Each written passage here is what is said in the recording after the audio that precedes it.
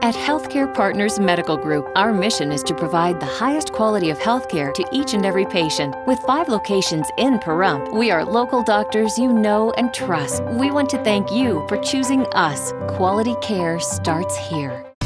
The Avalanche of Cash is at the Pahrump Nugget every Monday and Tuesday in January from 2 to 4 p.m. One lucky winner will be chosen every 30 minutes. The $53,000 Cruising Cash giveaway is here Friday 6 to 9 p.m. Win $200 every half hour. Saturday from 6 to 8:30 p.m. Get another chance to win $200 every half hour. One lucky cruise winner will be chosen at 9 p.m. Football Super Sunday. Join us February 3rd at the Nugget Event Center. Doors open 90 minutes before the game with stadium buffet and drink specials. Limited seating available. Buy your tickets now through February 2nd. Tickets are $25 per person. Come get your game on at the Pahrump Nugget Hotel and Casino. And a free workshop was held this past Saturday at the University of Nevada Cooperative Extension.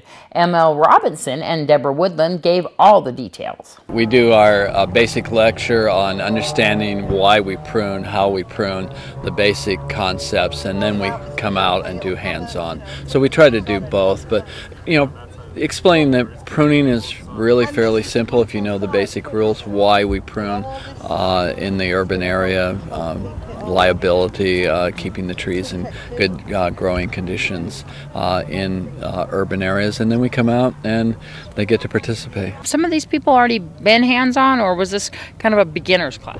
No, actually we do this every year, so we do see people from previous years come in.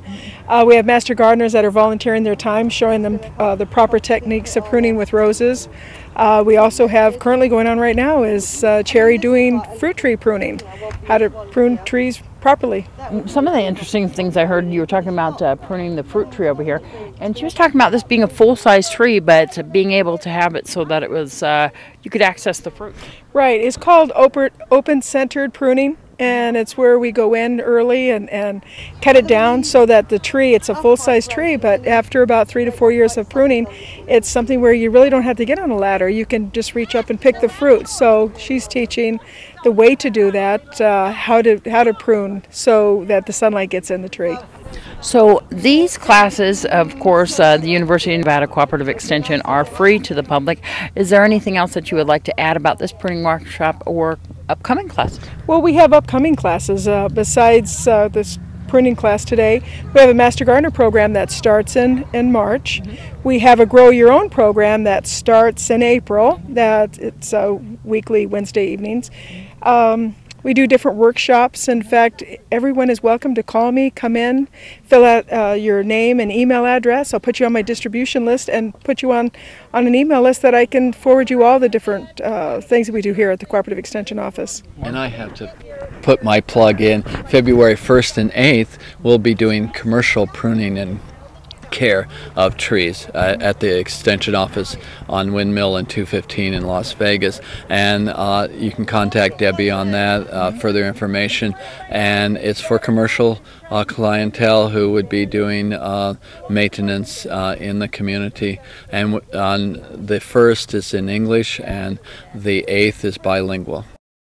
Cardiologist Dr. Eric from Healthcare Partners gives the facts regarding the effects of energy drinks on your body. Energy drinks have been around for a few decades, and especially in the last 10 years, we've seen higher and higher consumption of these. Interestingly, about 2/3 of all energy drinks are consumed by people between the ages of about 15 and 35, and 2/3 of those are guys. Do they give you energy? They make people feel like they have energy, but they actually don't give anybody any extra energy. Energy drinks have large amounts of caffeine. A given amount of an energy drink has anywhere from 2 to 10 times as much caffeine as the comparable volume of, say, Coca-Cola or tea or coffee. So the energy feeling comes from the caffeine stimulation. Is there any health-related issues that can be contributed to energy drinks? Well, there are many actually, because the caffeine dose is so high and it's so easy to consume the large amount because the amount that it comes in is small. You get much more stimulation of the heart, and high blood pressure, even triggering cardiac arrhythmias or rhythm disturbances, and this feeling of severe palpitations, a sensation like the person's going to pass out, which leads to often emergency room visits. And we have data on emergency room visits that's tracked by the CDC, and we know that emergency room visits for caffeine-related problems peaked out in 2008, but even last year was still around 12,000 emergency room visits in the whole year. If you're taking energy drinks for a longer period of time, can that have a lasting health effect? The effects of caffeine are always diminished as soon as you stop using it, so you don't get a long-term effect from caffeine.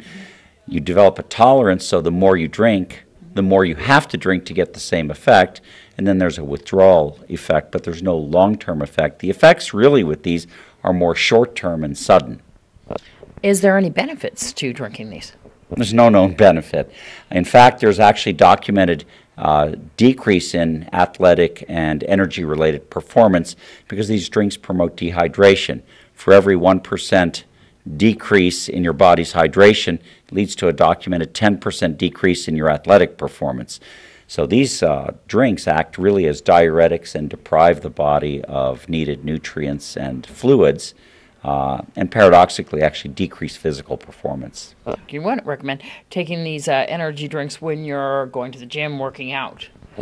No, definitely not. In fact, because when you're going to the gym and working out, you're already increasing your heart rate, your blood pressure, you're sweating, you're losing fluids and electrolytes.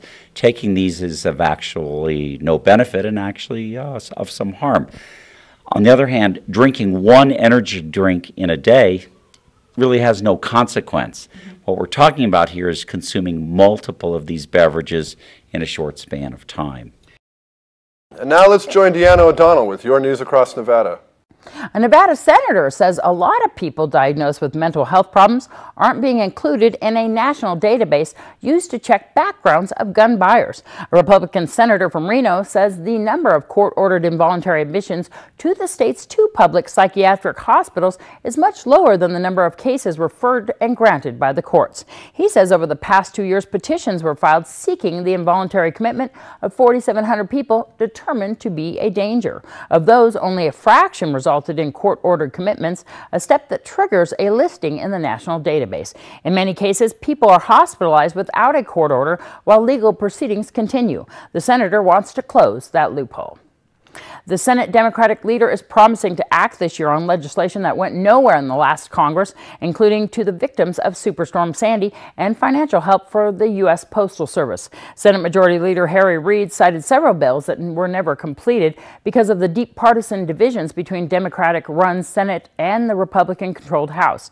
In a speech on the Senate floor, Reid said the Senate would consider a farm bill and Violence Against Women Act, as well as other measures that the House didn't pass. Reid said he was cautiously optimistic that the new Congress would be characterized by cooperation and compromise. President Barack Obama plans to visit Las Vegas next week on the first trip outside Washington of his second term. Obama made numerous stops in Nevada while campaigning for re-election and defeated Republican Mitt Romney in the state.